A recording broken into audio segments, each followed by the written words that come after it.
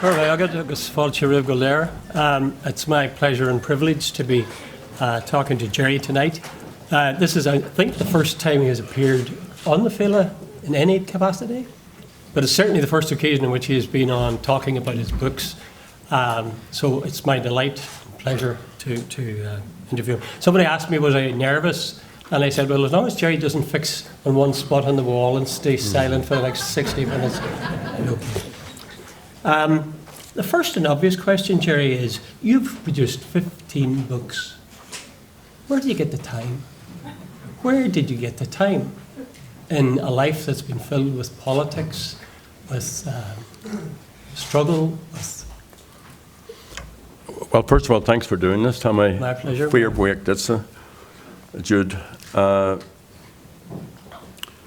I only started just in preparation for this, and this probably is one of the few times that I have done anything at the Phobail. I mean, I work with the Phobail and support it, of course, but I try to avoid doing public gigs. And only just over the last few days, as I began to prepare for this, the answer to your question, well, the first book was published 36 years ago. So that's a good while.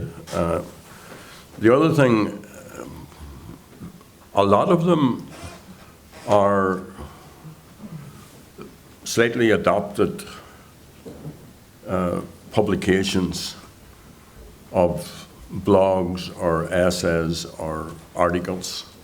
So, you know, I'd be doing one of those every week. Yeah. So, you know, so if you publish that every 3 or 4 years, you end up with 200 or 300 Yeah, but if you pieces. take Hope and your two big books, Before the Dawn and Hope and History, they're very substantial books, crammed with detail about from your very childhood up to the beginning of negotiations towards a peace and right up to the Good Friday Agreement. Those in themselves are huge. They're not adapted, are they, from any, or were you taking notes then, or was somebody giving a record you have to do research afterwards? Well, at some point in my, I mean, let me go back a wee bit just to tell you how I started this. I was in Longcash, and Donny Morrison, who was the editor of Republican News, asked me would I contribute an article looking at and observing and commenting on what was happening outside. So I started to do that, but quite quickly they became observations really about what was happening inside. And I enjoyed doing that. My first published work was False Memories, and that was, again, I was out of prison. I was walking down the falls, and there were big Brit patrols about, and I went into the district to get away from the patrols, and I realised just how much the neighbourhood had changed. So I wrote a sort of a reminiscent piece about that, the place I grew up in. And two publishers, John Féin from Mercier and Steve MacDonagh from Brandon Books, both contacted me and asked me could I make a book out of it. So it was put together, this was in the wake of the hunger strike, it was put together in a very haphazard way, written on the back of the car, written, because I wasn't staying at home, written in places, houses that I was staying in.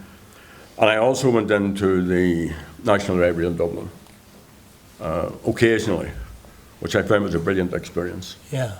And I did the research. Now, if you fast forward decades later, the research on what I'm currently writing and the detail and the checking of facts and the drafting of bits and pieces is done by Richard Macaulay, who's here somewhere. Yeah. Where is Richard? Oh, Richard. somewhere. Yes.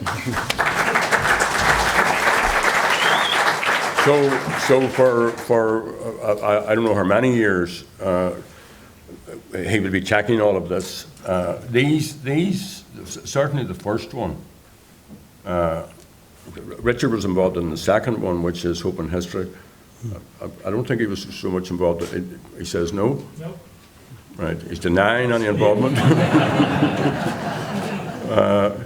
Now, one of the things just interestingly, when we started to become involved in more formal engagements with the British, this is an interesting little sort of, for me anyway, and for anybody that's interested, we couldn't find any record of any negotiations that Republicans had been involved in previously. Of course, there were public records and there were the views of those who were involved, but there wasn't any detail, like a minute of a meeting or a note of a meeting. So God rest Siobhan O'Hanlon, one of the jobs that she had was to keep a record of everything. And also to bring into the centre any report that anybody had about a meeting which they had been involved in. And that famously, the record of exchanges where Mayhew, who was a British Secretary of State, put out a totally false account, denied there was any involvement in talks with us. And because we had a record, which was all over the place, but we were able to pull it together. So I drew on that material for this. And I very consciously made it detailed. I very consciously thought that we needed to tell that story, that was our story. And we needed to tell it, and somebody else might have their narrative or their account, but we were getting ours on the record. Because that was the next question I was going to ask you. Why do you write? I mean, you've explained why you wrote in this case, because you wanted to pull together, as you say, the story of that time, and from your point of view and from the Republican point of view. Is that what motivates you to write? Like George Orwell said that when he sat down to write, he wasn't trying to create a work of art. He said what he did was try to expose some lie, get something straight, achieve something from it, rather than any literary endeavour. Well, I've told you the reason why I ended up being published, which isn't the reason why I wrote in the first instance. Why did you write in the first instance? Well, I found it a very therapeutic process. I don't like writing the political stuff. I don't like the polemic. I don't like, that's work. So I don't like that, although that's part of what I do. I do like The Street, for example, as a book of short stories, and I like the notion of being able to encapsulate something. I'm fascinated by this notion. I was opening an exhibition here the other day, and I was paying tribute to Phobail, and I was making the case that I think it's brilliant to be able to live out of your imagination.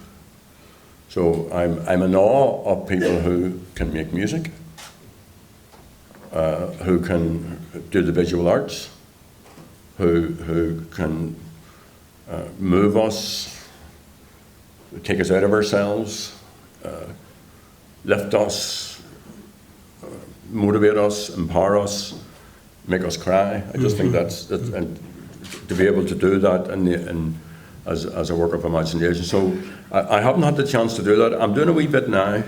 I've just sort of nearly finished the short story at the moment, and I've enjoyed it thoroughly because it's you need if you're going to write fiction, you need time for daydreaming. Yeah, but you see, even in the factual works, even in Hope and History, and in Before the Dawn, you're going back to your childhood even, at the very beginning of it. And in fact, you have a very funny description of something that many Irish writers have dealt with, and that is your first confession. Would you like to read a bit of that, would you? His last, did you say? It's down at the bottom of the right-hand side there. What is it? Okay, do you want me to read on? Yeah, we'll read a bit of it anyway. No, just maybe over the next page. Okay. So, the whole class went down to St. Peter's.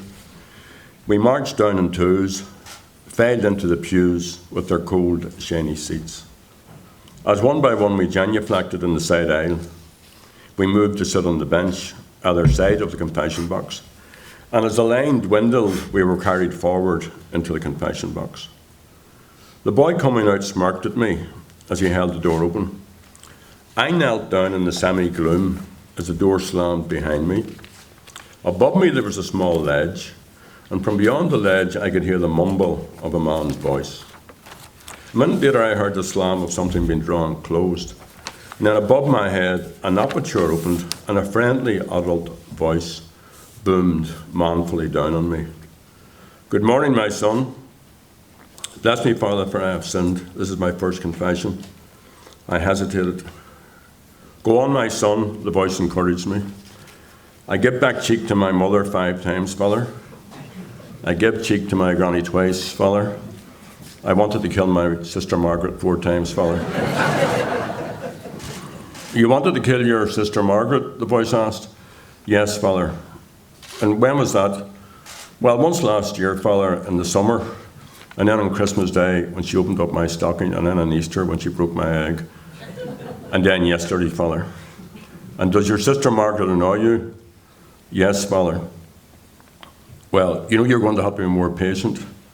"Yes, Father, and oh, I said a bad word, Father, 15 times." "What did you say?"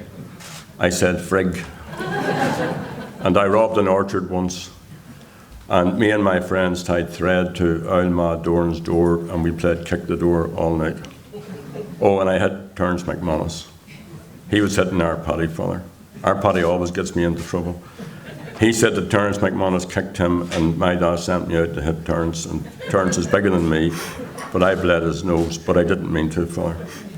And I beat Billy Dunn on a fair dig. And what happened then? Well, Billy hit me with a brick in the back of the head. I got him later with a hurdy stick. Is that all? Our Paddy's kitten got its head stuck in a tin of stewing steak and it died. And I cursed at our Paddy that day. And I got my teeth broken over him for nothing.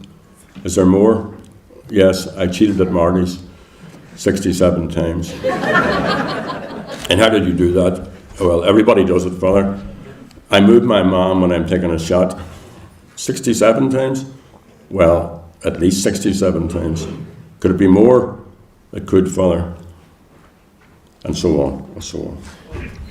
It's a crowded field, but because Frank O'Connor has written on that, and Brian Friel have both written very good stories. But that's what point I want to emphasise. You managed to insert these personal details or even accounts into what in fact is sort of a documentary account of the time. You described, for example, at one point with your mother, and you're talking to her and you're filling in a form. You must have been about 16 at the time. And it's asking you what your nationality is. Do you remember that? And it says you say British or Irish, and you're asking her, you know, what should you put? And she's non-committal. She tells you to make up your own mind on that. Was that something that you genuinely had any doubt about at that stage of your life, at 16? Well, first of all, that first confession, it was directly related to Frank O'Connor's first confession. That's what put it into my into my head. And secondly, a man called Sean Dinan was a teacher down in St Mary's, and he took us for a free period one day, and he introduced me to the history of the place in which I lived. So he told us we were on Barrack Street, where Barrack Street got his name, where Divis Street got his name, about Bohana Wall, about Sleeve Divish, and so on, and Sleeve Do. And that introduced me into the whole field of the oral tradition and the small stories, because what we had been learning in school, it was all about the big people. It was all about the generals and the prime ministers and the statespersons, so-called, and it was all about empire. So he introduced me to the world of the little people, of the importance, and therefore I tried to introduce those things because you can tell a story easier in that way and humanize it. And anyway, it mightn't even be as thoughtful as that. It's just you start writing. You must know this. You start writing, and you don't know what's going to come out of it. I was saying I was working on a short story last week, and I was quite surprised at what my pen was writing. Yeah. Because I hadn't thought it out. So what was the question? The question was you were discussing with your mother whether you should be British or Irish. I'm interested in that because when I used to work in what's called now Ulster University, there used to be students applying from secondary school, and there used to be application forms, and some of these would come from big schools in West Belfast like St Louise's, and I would look at these and I'd say nationality and I'd say British. And I was wondering, where are all these unionists that are going to St Louise's? But of course, what they were doing was playing safe. They weren't going to. They were going to try to make sure that if some bigot got this, that they weren't going to have that avenue to block them at least. Well, mine was a more general asking my mother for support with the form. It was the first form that I'd filled in, almost like a rite of passage. I was in St Mary's at this point. And what surprised me was that the form would ask such a question. Because whatever, I probably was just at the beginning of my political consciousness at that time. But I'd always been conscious of my nationality. We always played hurling, we played football. We knew we were Irish. I was very lucky to have relations in Dublin, so from since the first time down, won in All Ireland, now O'Donnell, probably 1961. I've been up and down to Dublin, so I was very conscious of that and very settled in that. And incidentally, there is a census coming up again, and I think if anybody can influence anybody else filling that in, don't put in Northern Irish. Just put in Irish, and try and influence people. Some people are on a little journey, and we should assist that little journey in the time ahead. Okay. You also in this give a very vivid account of your own experience of being interrogated and the beatings that you got, and it's very detailed, very factual, dispassionate almost. And when I read it, I wondered, how can you do that? I think if somebody had done that to me, I would forever remember it and I would hate them. But you seem certain detachment is almost as if you're describing somebody else getting... Well, let me answer this first of all. I was in Louth today. I'm a TD, very honoured to be a TD in Louth. So I thought of all the things that you might ask me, so I wrote down all the things that I read when I was a child: Enid Blyton, Just William, Famous Five, Secret Seven, Biggles, The Beano, The Topper, The Dandy, Roy of the Rovers, Black Beauty, Robinson Crusoe. Who nudged you towards those, or was that a natural thing that everybody was doing? That's what everybody. There wasn't any for a kid. There wasn't any sort of Irish genre. There's more now of Irish. But you must be a reader. Stories. Must be a reader. You couldn't write the way you do if you weren't a reader. No, but my granny Adams introduced me to the Falls Library when I was. I may have been 6 or 7 at the time. I was trying to figure this out today, or I may have been younger. But she introduced me to reading. She was what was called a half-timer. She, as a child, had worked in the mills. They worked in the mill one day or one morning, and they went to school for the other half. So she was a working class woman, widowed, young, and reared a large family.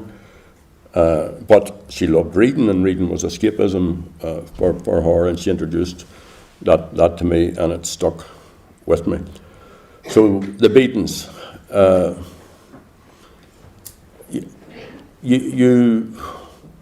Well, first of all, it's over. Yeah. That's first of all. And I was up at, I've told this story quite a few times, but I was up in Stormont one day. And I was in the lift, and I was going up in the lift, and there was this quite small man. He was one of the ushers or security people, and we were on our own, and he was English. And he said to me, do you remember you were arrested and you were taken to Springfield Road Barracks and you were beaten very badly? And I said, I do. And he said, well, I was one of the people who did it, and I'm sorry. And I said to him, now, because I was much taller than him, we were on our own, and I had him surrounded. I said to him, do you promise not to do it again? And we shook hands. So, you know,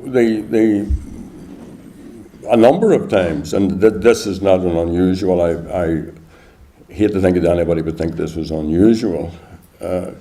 Unfortunately, it wasn't unusual. So, you know, anybody who was in Long Cash or Belfast Prison or the Maidstone, I was in the prison ship Maidstone for a while,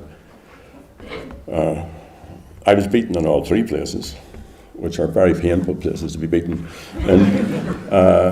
But the interrogation, before all of the revelations about inhuman and degrading treatment, and before they adopted the more psychological means of trying to get people to admit things they didn't do, it was just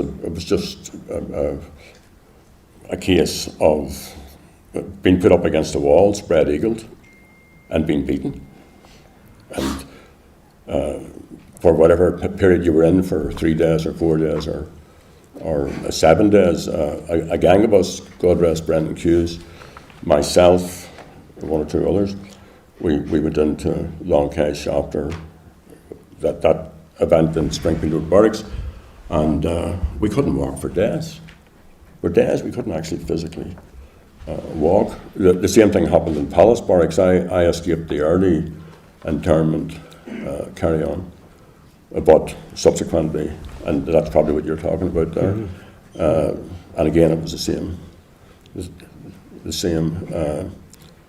A few times when we tried to escape and were caught, one particular time we were fairly badly beaten.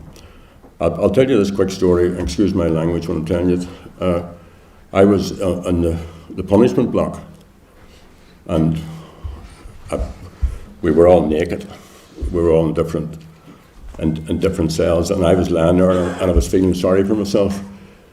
And they had a Brit in the corridor. The punishment block maybe only has 6 cells in it. It isn't a big, it's a single-story building. And had a Brit in the corridor, and he had a war dog. And there were about 30 Brits around the punishment block. And it was Christmas. It was Christmas Eve. And I was lying there, and Tommy Toland is in the cell next door. And I hear him shouting, "Hi, Brit! Brit! My name's Gerry Adams, and I'm going to knock your bollocks in." So, anyway. Slightly warped sense of humor. You wrote Cage 11, which, to my shame, I've only read very recently.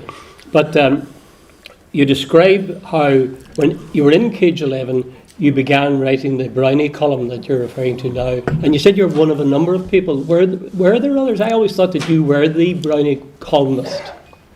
Well, Richard Macaulay has confessed.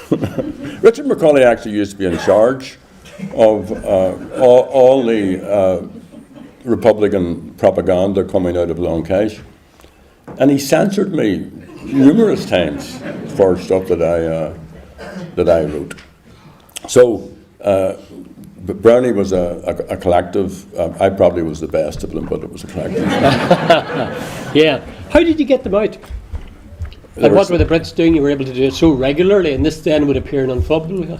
Well, they were smuggled out, but it was when material was smuggled out of the H blocks and Armagh Women's Prison, for that matter, they were on skins on cigarette paper.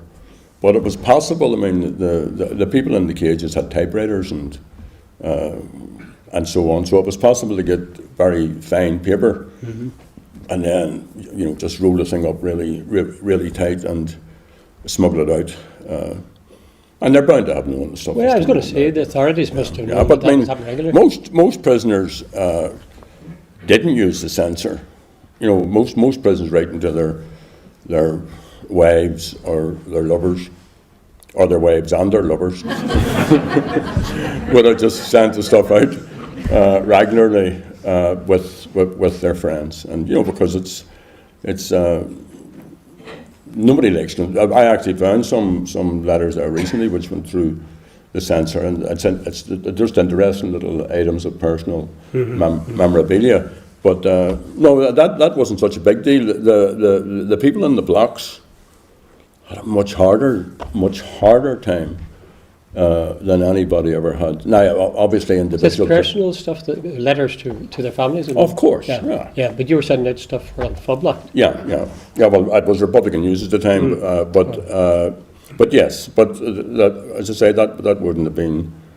It wouldn't have been unusual to have, however you would describe that unorthodox sort of smuggling route. It was a very light. I was very struck by the fact that so many of the pieces that you wrote then, and I think you say something about this actually in the foreword to Cage 11, that you get the impression that people are in very good spirits in almost all of the Brownie columns. Occasionally you have a very pretty bleak one, but most of them are pretty funny actually. You talk about the pigeons that are landing and you're trying to tame. You talk about a guy distilling poaching and a guy getting absolutely blind drunk and finding his way to the wire and shouting at the guard who's there with the dog.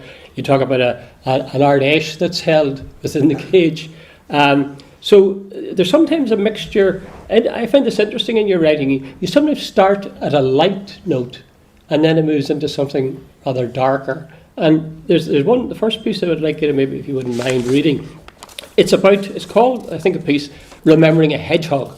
And Gerry tells a story of a hedgehog he found when he was a youngster, a teenager, and brought it home, and it wasn't welcome. It was talk about fleas being on hedgehogs and get that dirty thing out of here and so on. So in the wee small hours, himself and a girl called Dorothy, who was a teenager at the time, I think, she agreed to go with him. And the thing was to avoid British Army patrols. So they managed to avoid them and drop the hedgehog back in his natural habitat. And the girl, Dorothy, who's with him, says, sure, you said you weren't sure you should have done that. That was sort of silly and dangerous thing for an old hedgehog. And she says to you, actually, you wouldn't want the poor thing to be killed, would you? And then it goes on from there. Well, this is the end of that piece that Jude has described. A few short months later, Dorothy herself was dead. She and Murrah, her older sister, heard of a Brit patrol in the Falls while they were at a party. They rushed off in a friend's car to warn the people there. A Brit patrol opened fire on the car and killed the two sisters. It was early in the morning, a morning just like the one we spent bringing the hedgehog to safety. That's a true story. That was Dorothy McGuire, a very close friend of my wife Colette's, and her sister Murrah Meehan, and they were both killed just down the road from here. But Dorothy and I did bring the hedgehog through with the White Rock and West Rock. I think the way that you talk about it in a light way, and then suddenly you have this cut to the terrible end that the poor woman had. Very effective, and you use that quite a bit actually. There's another one in those pieces from Brownie, which is about moles. It's called Moles, and you're talking about the number of tunnels that have been dug, and there's so many of them that the ground is collapsing almost. And then you tell of a guy who gets through on a tunnel and gets out, and he's shot dead as soon as there's a soldier waiting for him, and he shoots him dead. and you guys hear that, and you try to create some distraction. But again, it's that light-hearted thing about the number of tunnels and the lack of success and so on. And then suddenly, it just hits you like a slap on the face. Something grim at the end of it. And there's another one, but a slightly lighter note, which is a very serious piece. It's called Christians for Freedom by Browning. And it's about the role of the church, the Catholic Church, during the Troubles, and to what extent they took sides.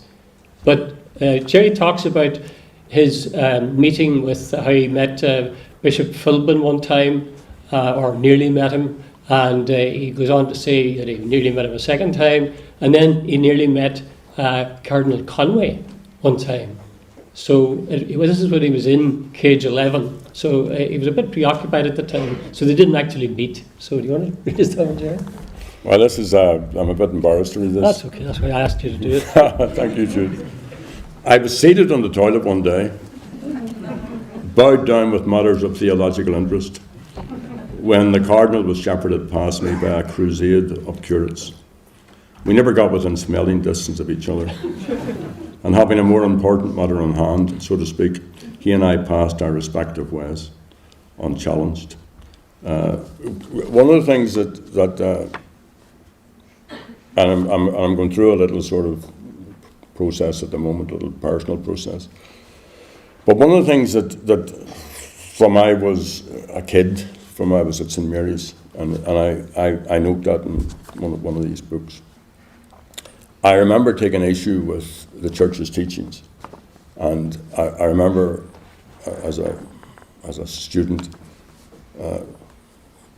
challenging the brother. This is the sort of the arrogance of youth on give to Caesar the things that are Caesar and give to God the things that are God. And then later, and very influenced by Father Desmond Wilson, who was a curate up in my parish up in Ballymurphy. We organised a picket of the bishop's house. Because here we all were in Ballymurphy and getting on with our lives. And that one morning we woke up and we were surrounded by British soldiers.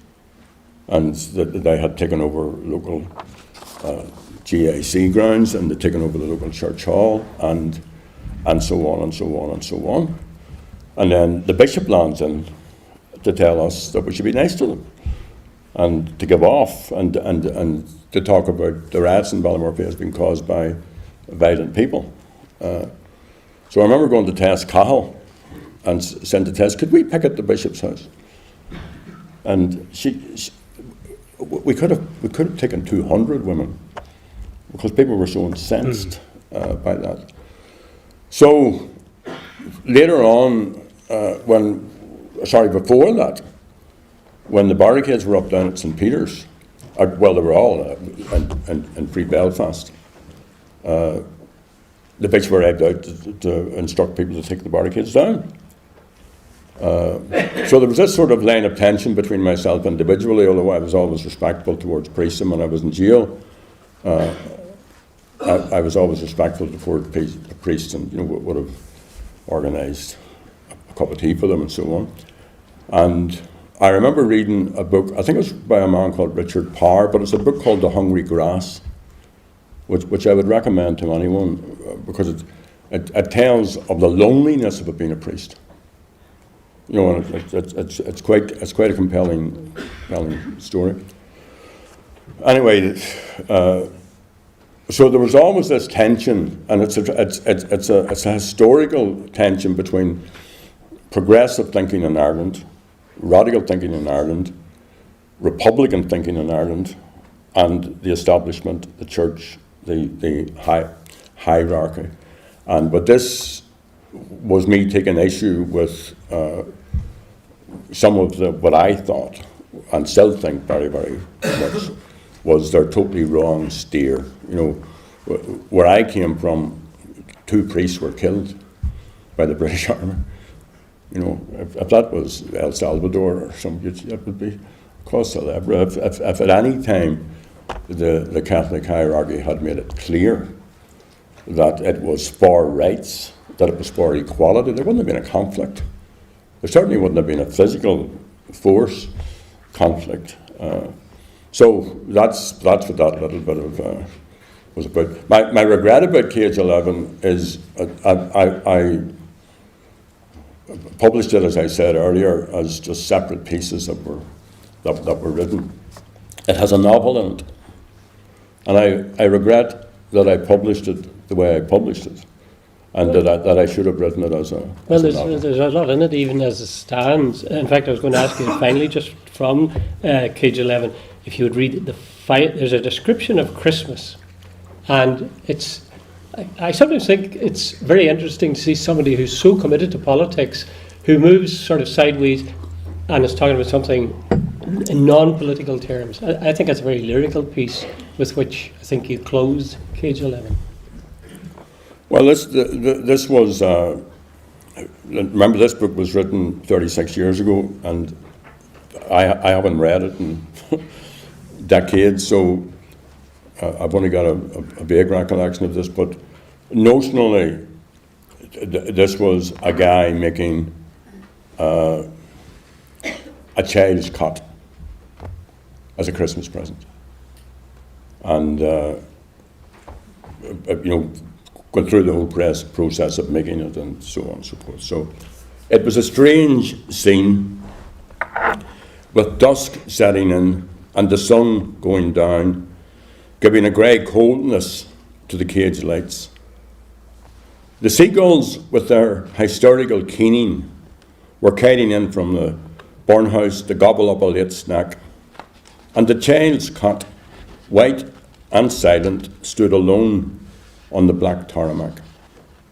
Screw watchtowers, straddling the gaps between the cages, looked down their noses at us, and then, as the last of its colours drained from the sun, after a magic moment of complete silence, we heard the heavy beating of wings, and the swans passed overhead in single file, chasing the sun as it retreated before them.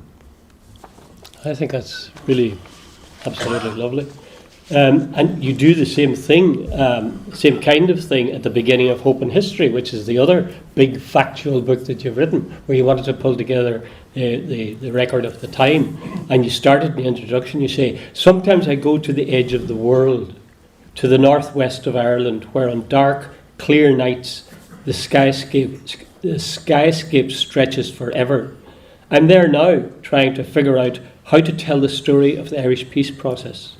Here, on the edge of Europe, a huge expanse of ocean stretches out in front of me to New York and the Americas.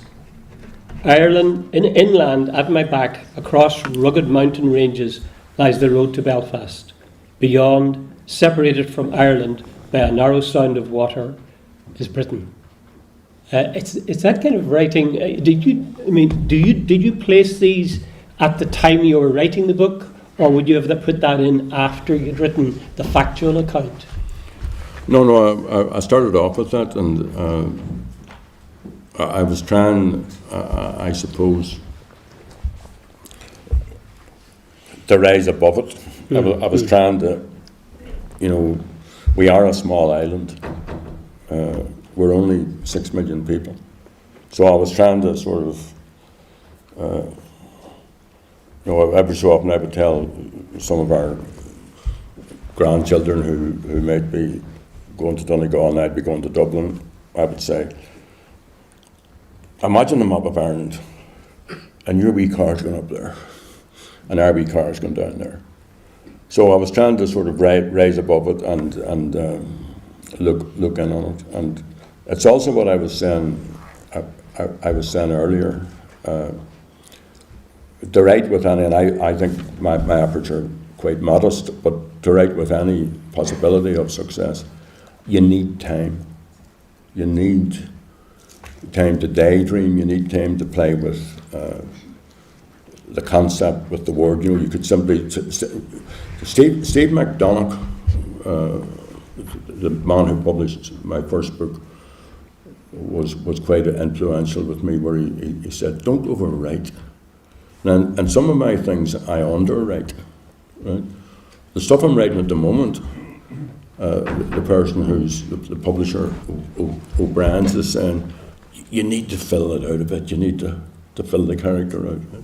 So it's only when you actually have a bit of space, when you have a bit of time, when you have no distractions, that you can consider. And I thought a good way to enter that book was the way that you have just described. And incidentally, this is the nicest interview I've ever done.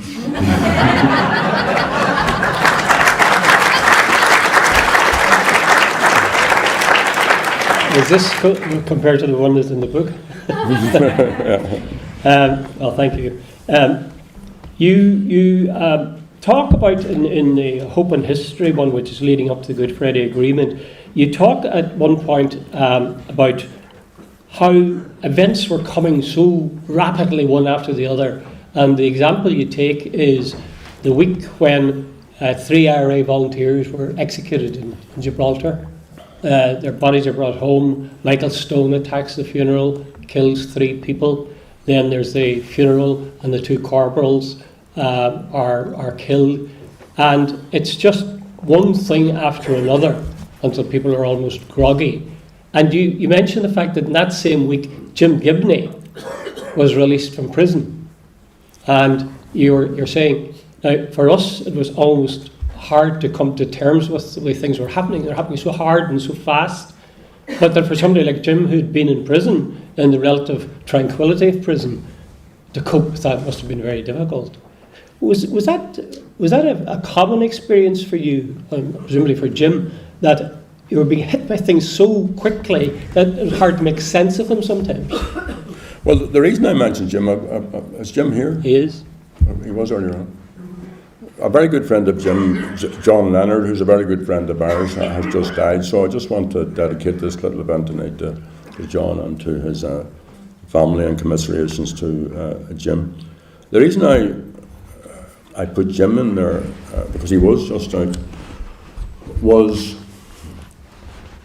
when the, and some people here, I see some of the older people here were there on the day, but when the car, which had the 2 British undercover soldiers in it, came up, it came up abreast of the funeral. So we were at the head of the funeral, so it passed us at the shops, and then it reversed back again, and then it ended up getting hemmed in and so on. But in the middle of all the sort of melee and so on, I saw Jim.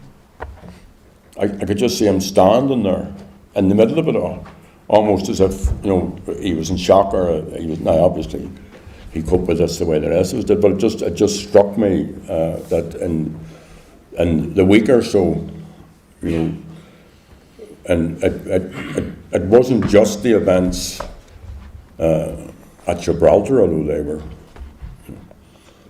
huge in all of our lives, particularly the families of the volunteers who were killed, but also all the effort to get the remains home.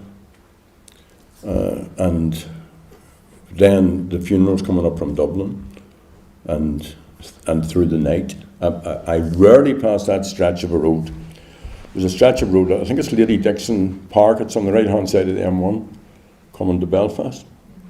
So a very close friend of mine, Terry Clark, Clicky Clark, they didn't have mobile phones at that time, but he had this big thing, it was like the size of a breeze block, for keeping contact with us on the way up. And the whole way from the border, the RUC were trying to separate the hearses from us, and we were hemmed in and wouldn't let them in.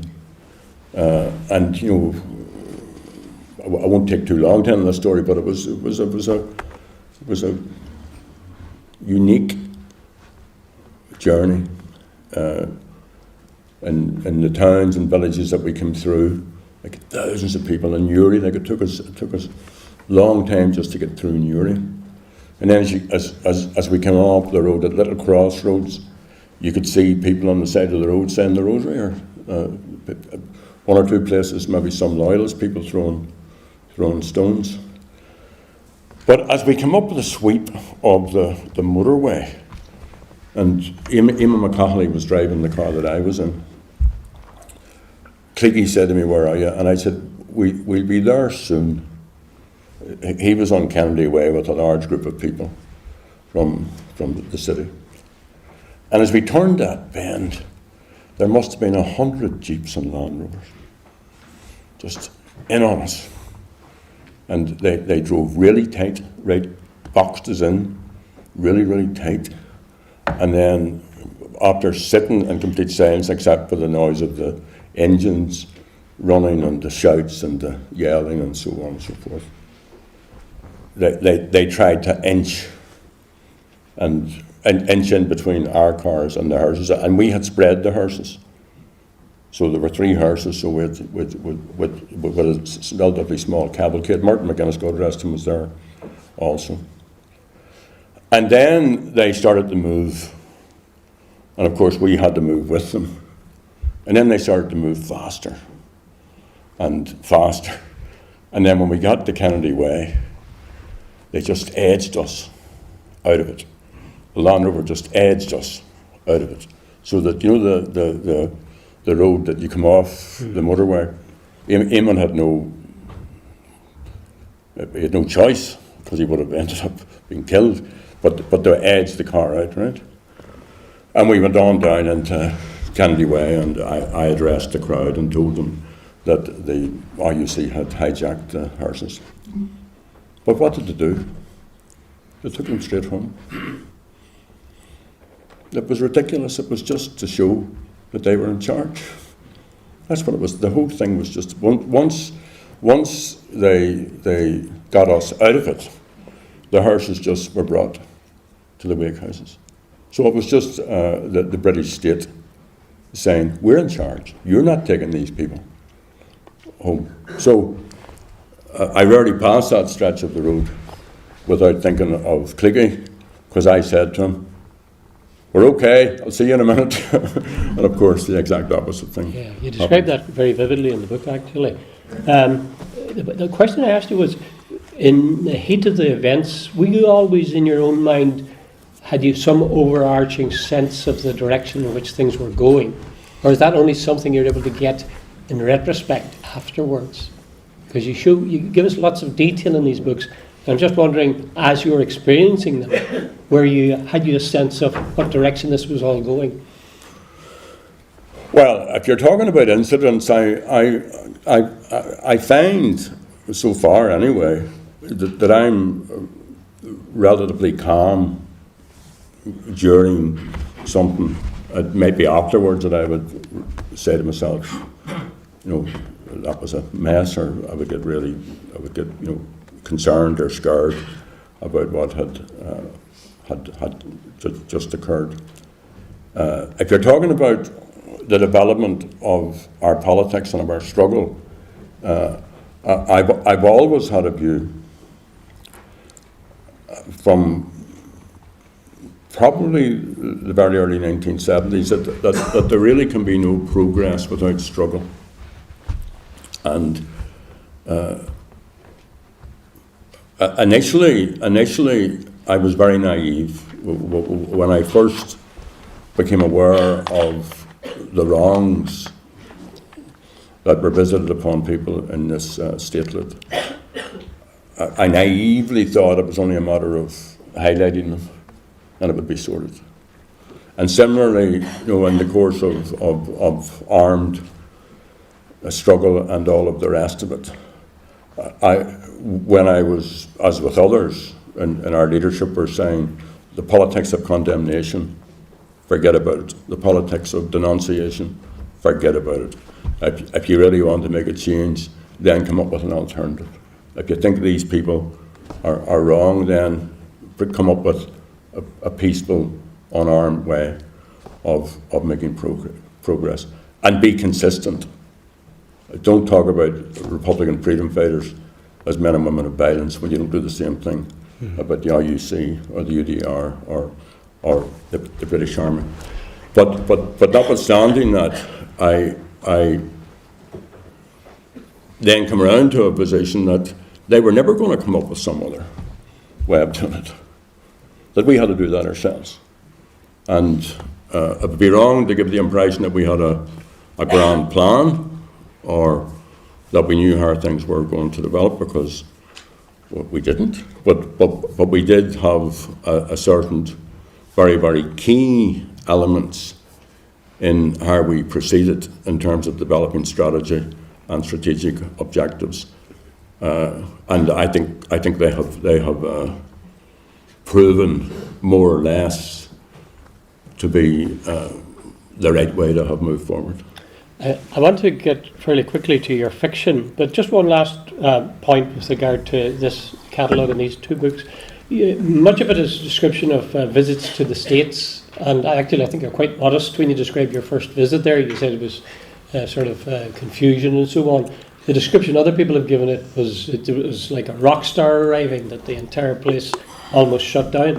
But you talked about a number of occasions about the police there, and you said that there was a Patrick's Day parade that you were at, and one of the cops peeled away from the parade, ran over to his girlfriend, went down on one knee and proposed to her, and in tears she accepted it.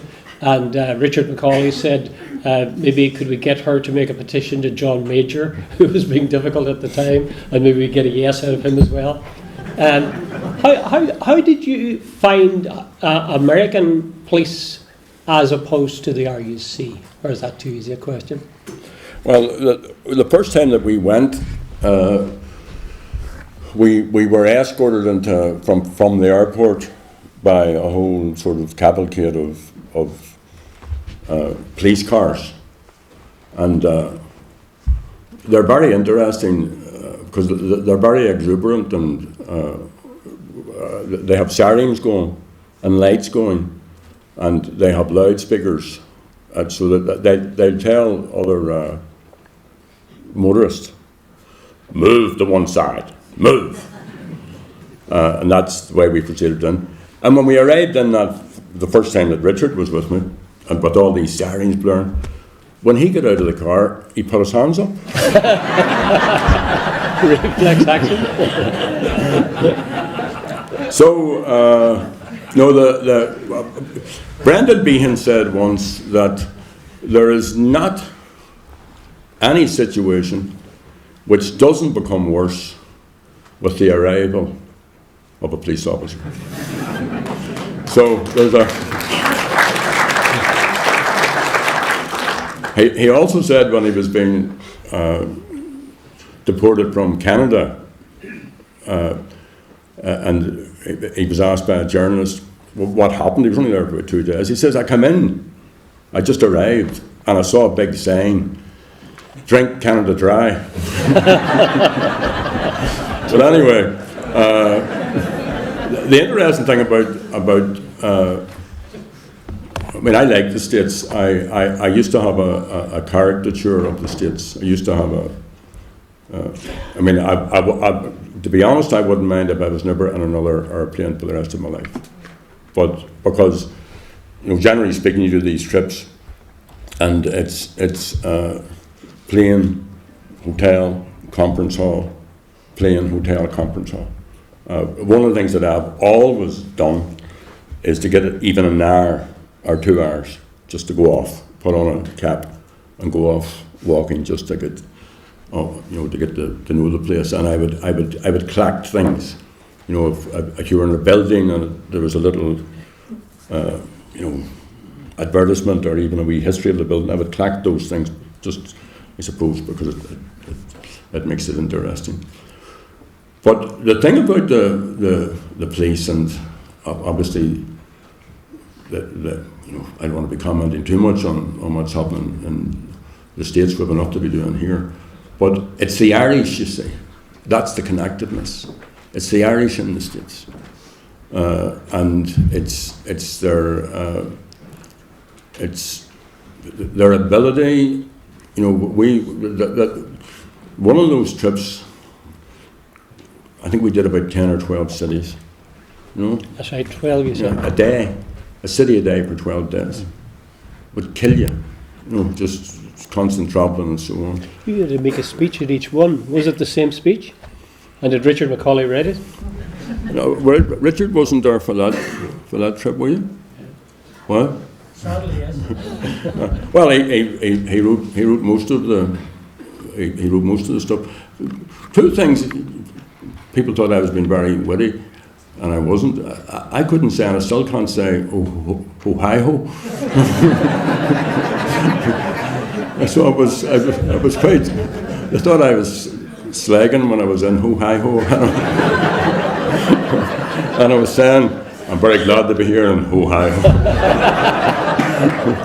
So, and then the other place I got mixed up on was Arkansas, as opposed to Arkansas. So I was saying it's good to be here in Arkansas. But it's the Irish. I remember one thing we went to. A woman drove 8 hours. An old woman drove 8 hours to be at the event. And it's the same now. And this notion that the Irish Americans are ill-educated and romanticise and so on and so forth, they will know what's happening in Ireland, those who are interested, quicker than we will.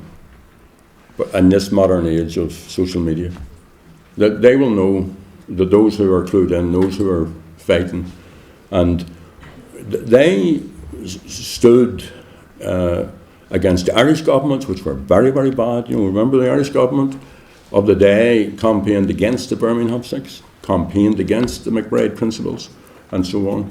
And good, decent Irish Americans made a stand. And you know, Bill Clinton gets a lot of credit, quite rightly, for his role. But what put it on his agenda was, again, Irish America. So I find the place quite fascinating. Have you been reading the Anti-Town News about a guy called Duggan? He was an IRA volunteer during the Town War, and he ended up, he took the anti-treaty side, he ended up in the States, and he died in poverty. And one of his relations discovered this history and got in touch with Joe Austin and Ted Howell and a couple of other people. And they traced, and folks in the States found the grave. And they're now going to rededicate the grave before the end of the year.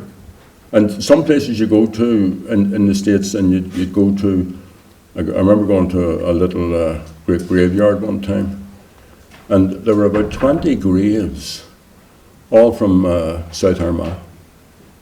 Just all from Drummondtee and that sort of, and you see that all over the place. And you know, I've travelled also to Australia and South Africa and so on. Albie Sachs was here speaking at the P.J. McGrory lecture the other day, and I ended up with him for an hour or so that evening. And he was talking about Robben Island. And we were in Robben Island. Albie was at Robben Island, and Mandela was in Robben Island, and all the leaders of the ANC were in Robben Island. So we were getting the tour in Robben Island. I actually had great crack with the guide. He was a former prisoner, and he was saying, we used to put our bedrolls here, and I was saying, did you have bedrolls?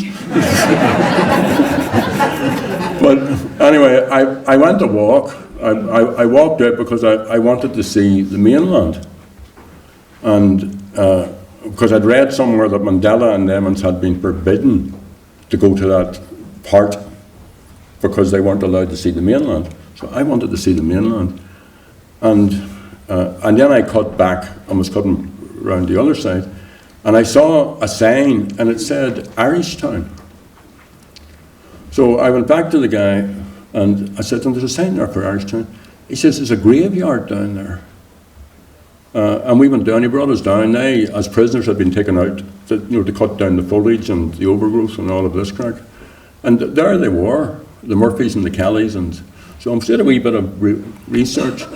When the convict ships were leaving Ireland for Australia, and your and my ancestors were being deported to Australia, the ships used to pull in there to load up with provisions and water.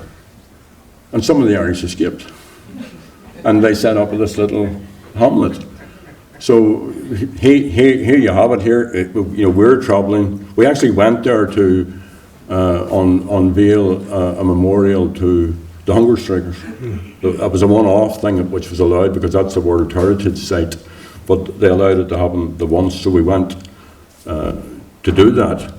And it's just amazing, as with the States, that you'll find the Irish are everywhere, and that they retain, whether it's in Australia, in South Africa, in North America or Canada, they retain this huge affection for him. I think you say that they played a major role in the peace process because you had that sense of the whole issue being internationalised rather than the internal British problem as it would be presented by the British. We're really over time already, but I'd like to move very quickly to your actual fiction, The Street. As you say, that's a book of short stories. It's set in Belfast, very real setting, names of streets, names of shops, places and so on. Are the people real? Or are they modelled on real people? The characters? No. Well, they're real insofar as the imagination is real. But give me the name of... Well, there's, what was it? How Paddy McGlade found the state of grace. There's no such person as Paddy McGlade, and what happened to Paddy McGlade, to my knowledge, never happened to anybody. So yeah, Paddy McGlade is a character who's living with his mother. I think he's a drunk, and he lives with his mother, who goes on a novena to Clonard so that Paddy will give up the drink, and Paddy, owing to a number of circumstances, gives up the drink. So she starts another novena, so he'll get a nice girl. But anyway, sorry, Jerry. So no, they're obviously. There's a little story in there. I forget the name of it, and it arose from what my uncle Alfie told me. My uncle Alfie told me that there was a man begging in the street, and he was a bit sort of annoyed at him, right? And he was sort of pestering Alfie. And when eventually Alfie went over to him, your man handed him a cigarette. So out of that little, so and Alfie was really contrite and annoyed that it had been judgmental. So that was the trigger for a story. I was going to say, is that how you get stories? You go for some small incident and then broaden that out. You don't set it with a theme of some kind, like church-state conflict or. No.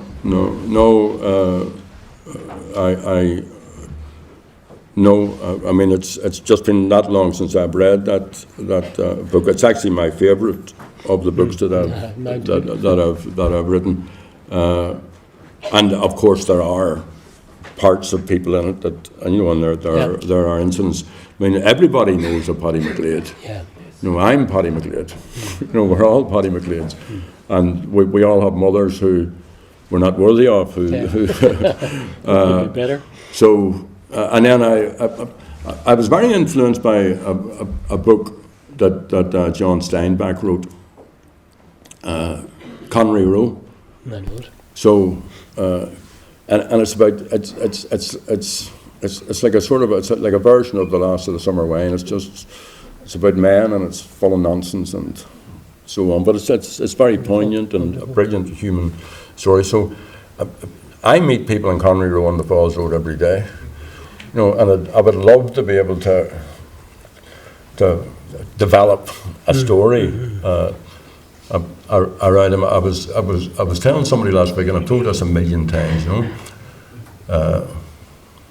it might have been Jimmy Drain, I'm not sure, but anyway, he was refusing to give his name to the British Army. This is an old story. Jimmy Barr. That's Tom Hartley. Jimmy Barr. Jimmy Barr and I were the last two people to be taken off the Maidstone prison ship, and Jimmy, for his sins, was handcuffed to me, which he's never forgiven me for. But anyway, Jimmy was refusing to give his name to the British Army Patrol, and the squaddies were a bit amateurish, and Jimmy, of course, was a seasoned street activist. And they sent for a senior officer, and the senior officer came along, and God bless you, he very diplomatically said to Jimmy, "Why won't you give this soldier your name?"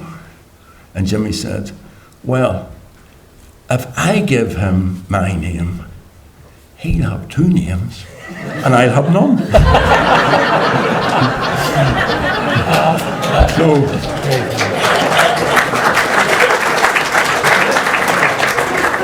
Yeah, I think that kind of little quirky humour comes up all the time. For example, in A Safe Bet, you're talking about, you have quite a long introduction to it, to a particular character is involved with a safe bet, but it's about how to bet and drink when you've no money on a Saturday.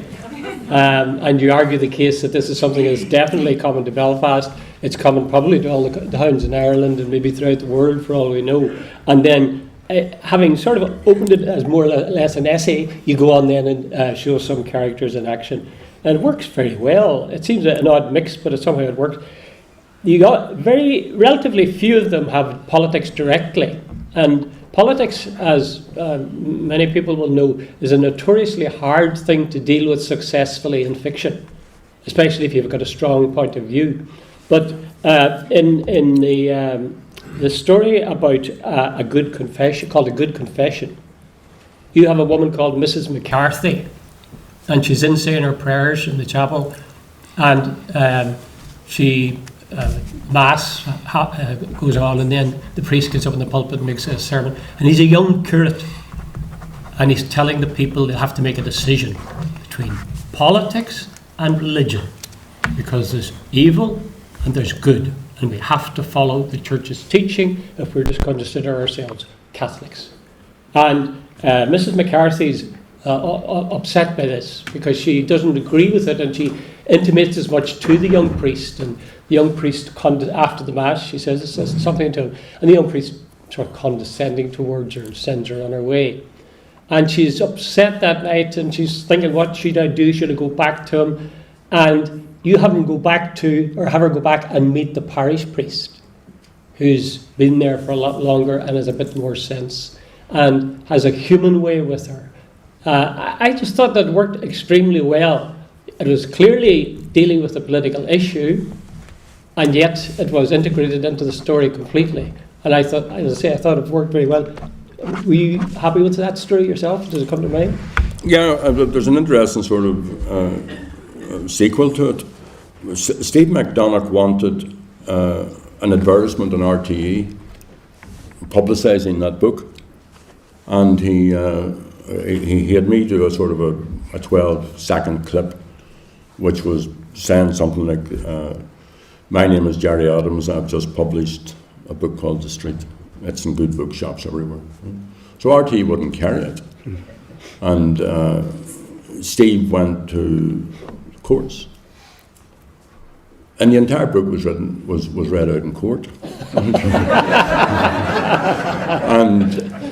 Conor Cruise O'Brien, some of you may know of, was a notorious Shawneen, and he went to the court, and he cited that story as being the reason why the book could not be advertised in what he referred to as a national broadcaster, because that was so subversive, that this was challenging, and this woman was, So anybody of my age, I mean, the huge mistake that the church has made is not to acknowledge that women should be treated as equals, and not to acknowledge the role that women have played. And no, it's would be very unusual now for a woman to have 10 or 12 children, but it was very usual when I was growing up for women to have 8, 9, 10 and 12 children. And they reared them all. And they reared them according to the teachings of the church, and they were the backbone of the church. So here was this, as happened many times, this young curate telling this woman, woman with lived experience, woman with such wisdom, and so on. And, that was played out. I remember numerous times being at Mass, and the priest would say something, and somebody would stand up. I'm sure some of you might be here, and and challenge them. And you'd have walkouts particularly after some incident of something happened, that people were stung by. Would there have been many of the PPs as it's described in the story? Because and that's what I like particularly about it. You had the self-assured young curate laying down the law, and then Mrs. McCarthy runs into the PP, whom she's known for 10 years or something, and he's a much more human figure. Well, that's the sort of a Father Des sort of, and we shouldn't, I'm not anti-clerical at all, but I'm trying to show both sides of it. I'm trying to show on the one side that's why it worked. There's a man, a priest, who is wiser, and but also respects the woman,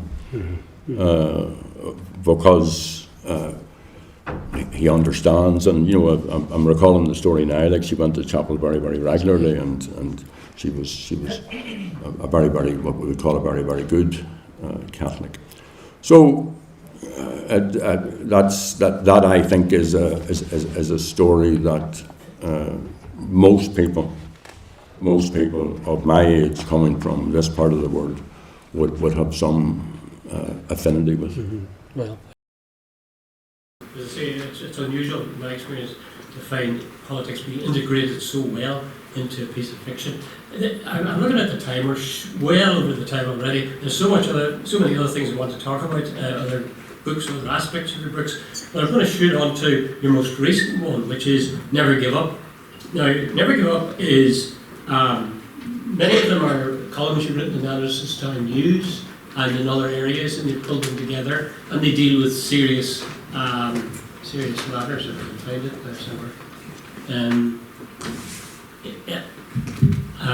it falls into different headings, like Brexit, like the Irish peace process, like Irish America, as you've been talking about, Moving South, which was very interesting, which starts with a piece, not going away,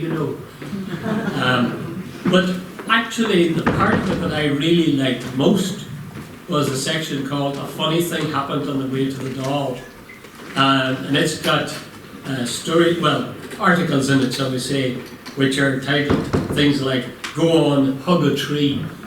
And then you mentioned actually something I hadn't known, but we use the thing touch wood when we say we hope things would be right or something is true or something bad would happen. And then that goes back to the Druids, apparently, who worship trees. That's the kind of link. Never knew that before. So that kind of thing's fascinating. You have another one called Hair Today, Gone Tomorrow. I don't like normally talking about hair, but it's very good because you say you're being the Sinn Féin style police bring you in every so often. It says time you got your beard trimmed, the time you got your hair trimmed, and you talk about sitting there and the guy's got a sort of black sheet around you, cable, and as you're sitting there, you're watching these drops of your beard, pure white, falling onto the black of the cape. I'm wondering if you're sort of turning into Santa Claus, and you're pointing out the disadvantage you have because you have to, like myself, take off your glasses if you're getting a haircut. So what happens is you take off your glasses, the guy gives you a haircut, then you put on your glasses again, he says, how's that? Well, you can't do anything about it at that stage. And you mentioned Richard Macaulay also suffering from the same problem. You also said that barbers are forever talking to you about politics. And you don't want them to talk about politics because you want to give us a break. And Richard Macaulay finds that's the same thing. When he's getting his hair cut, he has to take his glasses off and they go on about politics. But you said that besides having the difficulty you have as to knowing, as he does it, whether he's doing a good job or not, Richard has the difficulty that he's beginning to go a little bit deaf, so that he doesn't know what they're doing and he's not sure what they're saying about politics, so he's in a double kind of bind. You've won a really good one, Ode to a Dog. Now, anybody who's ever owned an animal and that animal has lived out its days with you, you will know, you'll empathise completely with this. It's about bringing the dog at the end of its life to the vet to be put down. And it's really just very, very neat and true from beginning to end. So, as I say, that part, which is strictly non-political, he's also got one which is got title, and listen carefully to the words I say, Fluch, Fluch, Fluch is the title of it, and you're talking about the advantages of rain, and you like the rain because that was the case ever since you were involved in the Troubles. That when you went out, there wasn't too many people around. We said you'd have a good reason for pulling up your hood, you're pulling down your cap. But it's full of really fascinating little pieces. I'd like to end, if that's it. Well, just before we end, do you find it easier? You see, you prefer to write fiction rather than factual stuff. Do you find it easier to write fiction than factual stuff? Provided you have the space. And yes, I much prefer it. I mean, I write political stuff probably every single day. And of course, that's important, don't get me wrong. But I said earlier that the writing is therapeutic. It's also a distraction. You can do it on your own. So if you live a very busy life, as I do, and as you're normally surrounded by people, which is a blessing in many ways, but at times can be a bit invasive. So if you're able to get away on your own, and with a pen and paper, or more recent days maybe with an iPad, you can lose yourself in that, and you can. I was saying to you earlier on about writing a story. This story will be called The Bus, and it's for publication in a book of short stories. Next year, a book of short stories that I signed up to do 5 years ago, and I haven't got it done.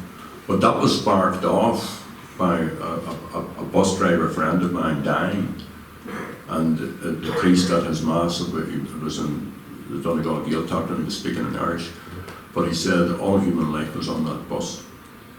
And that's started me. And then before I had the thing written, I knew the end, and I knew the middle, and I knew the twist I was going to put onto it. And I thought that was, I was really pleased with myself. Now, when I say I knew the end, what I mean is I know how it would end, but I still haven't. I've tried to write the last sentence 27 times. I still haven't got the last sentence to the point that I'm. So all of that and the job of doing that, you just escape into it. And do you have the knife in advance? Do you know with stories what way they're going to go, what the plot's going to be from beginning to end? No, do you discover the plot? No, sometimes you do. I've also been writing a wee bit of poetry. So the odd time that will just come out in one lump. It'll just be in your head, and you'll sit down and it'll come out. What standard it is an entirely different matter. But and sometimes you can just get a stream of consciousness and write the thing from beginning to end. The laptop or the iPad are wonderful tools, because you could be moved by something and write 200 words and bank it. And in a year's time, you can come and take that out, and it'll fit in somewhere, or you can use it. So I think that's really, and I take notes. Tom Hartley has been going through my notes. He used to do it without my permission, but he's been doing it now with my blessing. And you can write a note. Somebody will say something, or they'll pick up something, or you'll overhear. Maid Binchy used to say that she used to eavesdrop on people, just to pick up things that people would say. One of my favourite books, and I know we have to finish up, is a book called The Tailor and Anstey, which was translated, or at least was published by a man called Eric Ross. And the tailor and Anstey were an elderly couple, and they relate to me anyway to that sort of hidden Ireland,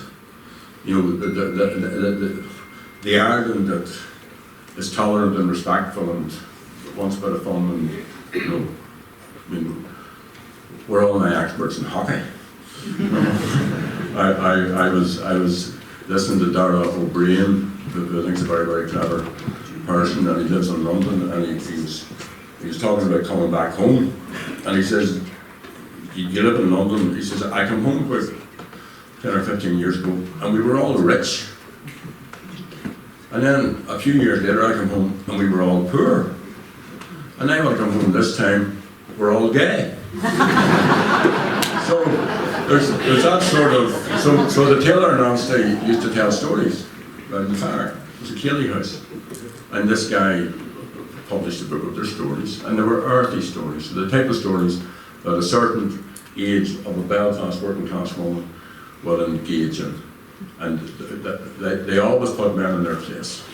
They're really brilliantly subversive sort of storytelling. Anyway, they were read out from the pulpit. Priests arrived down outside their house and burned the book. So this couple who had just had this little Cayley house then became a matter of huge notoriety. And you know, all of our great writers were banned. You know, all the women and men, all those famous internationally known writers were banned by the old patriarchy. So, why did I tell you that? I told you that to say that I think that everybody has a story to tell. And those who can, you know, who are literate, who have the ability to actually write, should find some way of telling their story. There's an audio project up here in the Falls Community Council where you can just go in and talk. And everybody should tell their story. And go back to my time at St Mary's, that's where I learned what the real stories are. So I would just actively encourage anybody that can't do that. Okay, we're short on time. Before we go to that, just one very briefly answer to this. Do you polish your work? Do you draft it? Or do you write it and that's it? No, I go back over the example I gave you there of not getting that last sentence. Yeah, but that would be the norm, you would go over your work. Yeah, well, not all of it. So, some of it you would think it was okay. You know? Okay. I'd like, if you wouldn't mind, ending with my favourite piece from Never Give Up, that section where a funny thing happens on the way to the hall. It's called Boxing Clever. Okay, well, first of all, thank you all for turning out this evening, Will you are, and thank you, Jude, for being so nice to me. I'm not used to interviews, yours being so nice to me. I'm actually editing, and it will be published before Christmas, hopefully, a cookbook. And it's called the Negotiators Cookbook. So we hope that it'll be published by Sinn Féin, and we hope to have it out. And it's actually one of the best kept secrets of the Irish peace process, because what we used to do was, see, the Brits never fed us. Not only did they give us a great hunger, but when we were for negotiations, they never had any food.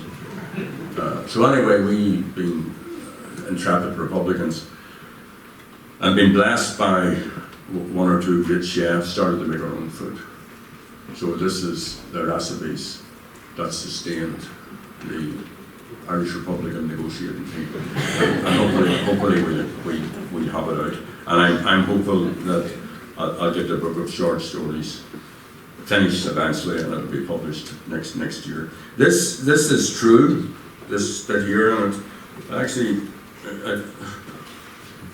hopefully I'm not guilty of repeating the same story all the time, but some of it goes back to what you were saying earlier on. But this was triggered off by Michael Conlon. If you recall, he was robbed in a fight. Now, I'm not a big fan of boxing. I love Muhammad Ali and I love others, but there was a boxing competition in Long-Cash one time, and it's a very cruel sport. So I just don't like it. I think it's good to teach people self-defense, but I don't like it except at that very high level. But anyway, so I used to box way back, and a cousin of mine, Dominic Bagley, was a very good boxer. So I'll read this. Okay. All right, so. And this was the era of Freddie Gilroy, of Jim McCord, of Johnny Codwell. This is the period that we're talking about. Dominic Bagley was a relation of ours. He was a handy boxer. He was happy as well. So at the head of all the pugilistic excitement of the time, Dominic took me the short walk up Conway Street to the Shankill Road. I think the club was in the YMCA, but maybe not. I know it was close to the Eagle Supper Saloon. I didn't last very long, not more than a few months. I perfected the little hissing noise that boxers make when they're throwing or receiving punches. Liam, you want to at least give us the hissing noise in case I get it wrong. I was brilliant at that. I was really good. And I was very good on the punch bag. The bit I never embraced when I was put into the ring was some other wee buck who seemed to have a homicidal desire to knock my head in. I never quite conquered the ability to not let my opponents hit me. My instinct was to talk to them. However, that seemed to compel them to hit me even harder and more often. Poor Dominic Bagley was distracted. So was I. Time and time again, he would stop the fight. Jared, he would entreat me, hit him back. Stop talking to him. He's only 7. You're 9. Don't keep backing away. Hit him with a left, then a right, and then the left again. And stop making that stupid hissing noise. So I did my best. My left combination became more polished and accomplished, so long as the punch bag didn't strike back. Dominic persevered. He used to spar with me when no one else would. Eventually he gave up and returned me to my granny. I'm sorry, Aunt Maggie, but now that he's wearing glasses, I don't think that boxing will suit him. I was glad, and Dominic was kind, and my granny seemed to be glad also. Well, at least no one will be able to pick on him, she said, thinking I was now an expert boxer. Little did I know how true that was. Actually, as it turned out, no one would be able to pick on my older brother, Paddy. Not when Paddy would say, do that again and I'll get our Gerry for you. I remember the day that it started. A big boy from across our street hit him one day when we were playing a game of rounders. Our Paddy was small for his age and he started crying. I challenged his assailant. He told me to mouth the way off. Before either of us knew, I hit him. Not just once, no. All my months of sparring with Dominic Bagley paid off. I hit the bigger lad with a left, then a right, and his knees buckled and his nose spouted blood. I finished him off with another left. He was amazed. So was I. And I never hissed once. My next street fight was also our Paddy's fault. One of the Duns stole his kitten. I was sent out to get it back. Again, my winning combination had the desired effect. The catnapper collapsed on the Glen Road as I caught him with a left, then a right, and then another left. Then I made a mistake. I picked up the kitten, turned my back, and started to walk back to where our Paddy waited for his pet. That's when I got hit on the back of the head with a hot brick from one of the Duns. An hour-drawing uppercut. Later, when I got out of the hospital, I was distraught to find that our Paddy gave his kitten away. With 14 Marleys, Achilles sucker, dog starters, he did a Judas on me and handed the kitten back over to the brick thrower. Sinead, go to my roof.